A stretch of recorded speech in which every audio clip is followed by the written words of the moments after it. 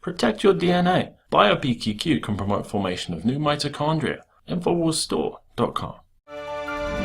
Australia has become the latest nation to shut its borders and freeze all visas from West African countries. Now, it was announced that holders of permanent Australian visas who are based in West African countries would be subject to a mandatory 3-week quarantine process prior to their departure. And they say that thorough checks are also going to be carried out upon arrival into Australia. So they're being very thorough there. This is in stark contrast to that of the U.S. government, the Obama administration still refusing to issue travel restrictions. And they argue that this is actually going to isolate the regions, will actually make the problem worse. But not even the healthcare workers who are working directly with Ebola-infected patients are having to undergo a quarantine. And in fact, nurse Casey Hickox, who was the first to be quarantined in New Jersey on Friday, she threatened to sue. She said that her rights are being violated. She was upset at the notion that healthcare workers weren't being hailed as heroes when they got back in the country. Now, I think they should be hailed as heroes, but what's the problem with giving yourself a quarantine? As a healthcare worker, your top priority should be to not pass this disease on to others. Well, records reveal that she works for the CDC. She works as an official epidemic intelligence service officer. So, of course, that could be one of the reasons why Governor Christie was so quick to lift this mandatory quarantine. Of course, her lawyer is a White House visitor. And, so all of these things could have just helped to put pressure on the governor. Now, it's interesting to note that earlier this week, the nurse told CNN regarding a mandatory quarantine, she said, we need to stress the fact that we don't need politicians to be making these kinds of decisions. We need public health experts to make these decisions. So this is exactly why people find it very curious that Obama appointed an attorney and a longtime Democratic operative to be the Ebola czar. You'll recall he has absolutely zero healthcare experience, and here he is dealing with a public health crisis. And now people want to know, where is the Ebola czar? Where is Ron Klain? Now, obviously, the issue of the states enforcing this mandatory quarantine, it would have been the perfect opportunity to see the Ebola response coordinator. But CNN's senior White House correspondent Jim Acosta said that what officials are saying is that he's going to be taking on more of a behind-the-scenes role, coordinating the response among these different agencies. So that's right, the most transparent administration ever. I'm sure that that's trademarked. The most transparent administration ever is going to be working behind the scenes to fix this public health crisis.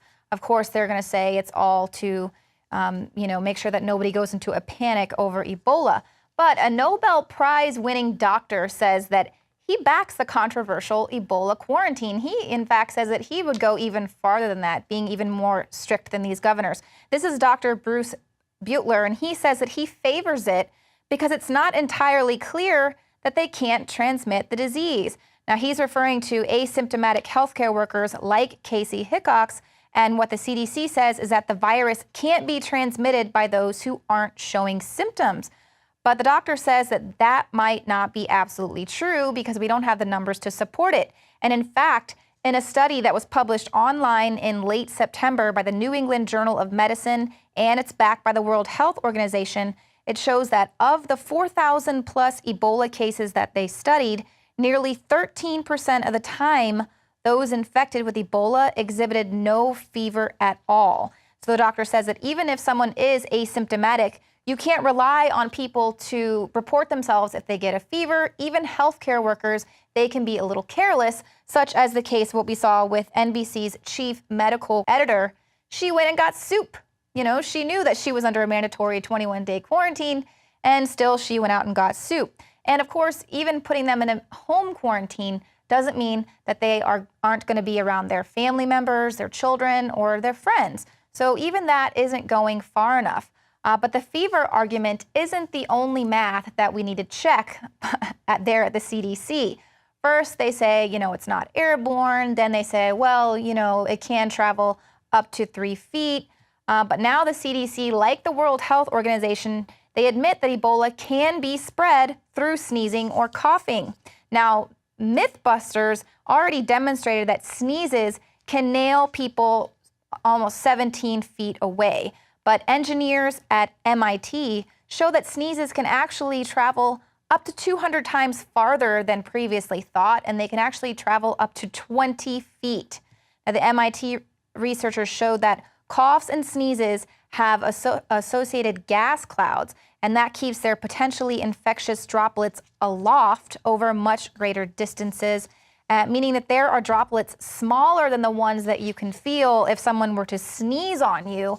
And they also point out that because these droplets are so small and they do remain airborne for quite some time, that these particles can pass through ventilation systems, which can transmit these particles, which is why if you have certain facilities that aren't equipped to deal with an Ebola virus, their ventilation systems, their filters, things like that might not be adequate in order to stop the transmission of these particles.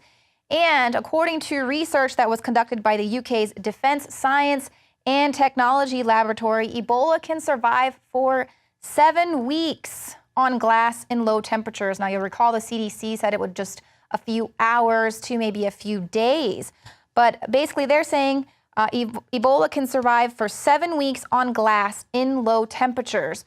So, I mean, just think about that. If someone with Ebola sneezes on their hand and then uses that hand to push open a glass door, well, if it's a cold temperatures like you're going to see in New York and other states, well, that particle in its liquid form can stay on that glass door for up to 7 weeks. But the CDC is just going to run with the fact that Ebola is not a threat. You can't catch it on a bus, even if that person sneezes on the bus window.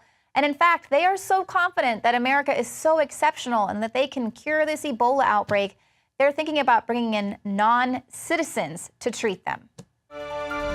DNA force. When cells become toxic, they die early and aging sets in. DNA force. No one has put together a formula that focuses directly on brain health, nerve growth factors, and optimizing your cellular energy at the same time. Just one of the key compounds, BioPQQ, is backed by major clinical studies. DNA force. We now have the synergistic solution. Secure your DNA force today at InfoWarsLife.com or call toll-free 888-253-3139. DNA force.